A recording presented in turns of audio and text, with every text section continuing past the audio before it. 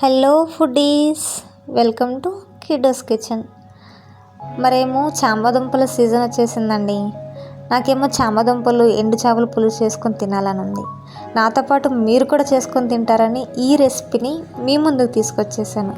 మరెందుకు ఆలస్యం, చామదుంపలు ఎండు చేపల రెసిపీ చూసేద్దాం రండి.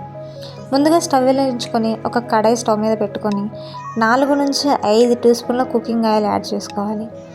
ఆయిల్ బాగా మరిగిన తర్వాత 1/2 టీ స్పూన్ లేదా 1/4 టీ స్పూన్ ఆవాలు, 1/4 టీ స్పూన్ జీలకర్ర, 5 నుంచి 6 వెల్లుల్లి రెబ్బలు వేసుకొని బాగా ఫ్రై అయిన తర్వాత ఒక పెద్ద ఉల్లిపాయను అయితే సన్నగా ముక్కలు తరిగి ఆయిల్లో యాడ్ చేసుకొని గోల్డెన్ బ్రౌనిష్ కలర్ వచ్చేంత వరకు ఫ్రై చేయాలండి. ఆనియన్ అలా ఫ్రై అవ్వడం కంటే కొంచెం సాల్ట్ యాడ్ చేసుకొని ఫ్రై చేస్తే తొందరగా ఫ్రై అవుతుందండి. అందుకే కొంచెం సాల్ట్ యాడ్ చేసుకోండి.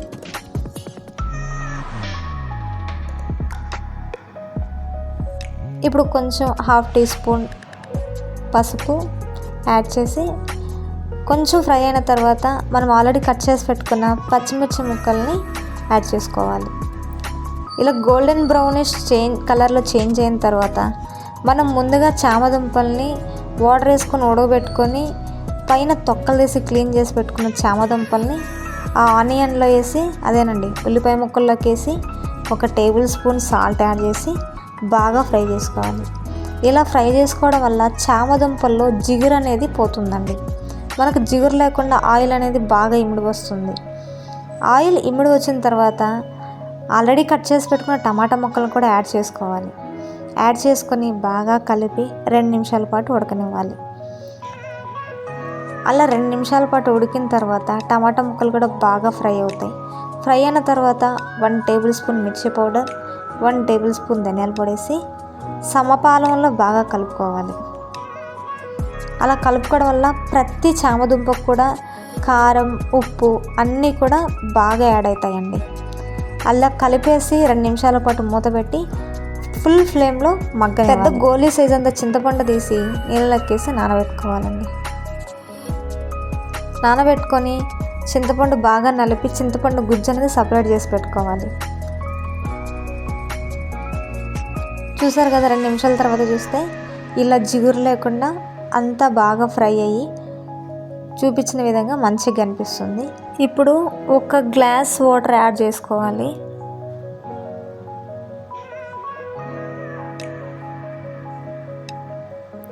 One table spoon salt add చేసుకోండి. వాటర్ యాడ్ చేయడం వల్ల సాల్ట్ అనేది తగ్గిపోయి ఉంటుంది. సో రుచికి తగినంత, మీరు ఎక్కువ తింటారో తక్కువ తింటారో దాన్ని డిపెండ్ చేసుకొని సాల్ట్ యాడ్ చేసుకోండి. బాయిల్ అయ్యి మగ్గిన తర్వాత స్మెల్ అనేది చేంజ్ అవుతుందండి.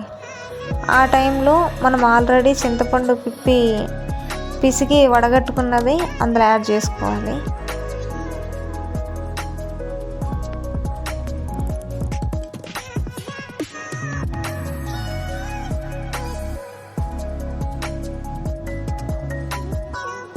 ఆల్రెడీ మనం కడిగి ఉంచుకున్న బొమ్మడాయిలు ఎండు చేపలండి అందులో యాడ్ చేసుకోవాలి.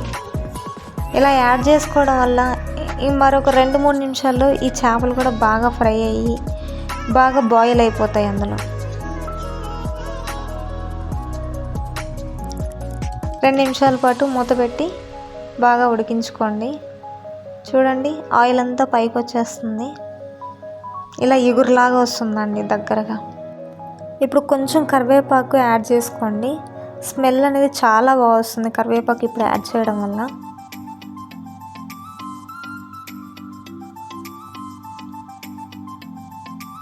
కొంచెం కొత్తిమీరతో గార్నిష్ చేసుకోండి లాస్ట్లో. అలా గార్నిష్ చేసుకోవడం వల్ల ఆ బొమ్మడాయిల ఎండు చేపలకి ఈ గార్నిష్ చేసుకున్న కొత్తిమీర, చామదుంపలు, కరివేపాకు 4 రకాల స్మెల్ మిక్స్ అవ్వడంతో ఎండు చేపల చామదుంప కర్రీ అనేది స్మెల్ వేరే లెవెల్లో ఉంటుందండి. స్మెల్ చూస్తేనే తినేయాలి అనే ఫీలింగ్లో ఉంటుంది. ఇప్పుడు వేడి వేడి రైస్లోకి ఎక్కువగా చామదుంపల కూర వేసుకొని తింటే అబ్బబ్బబ్బబ్బా అద్భుతంగా ఉంటుందండి.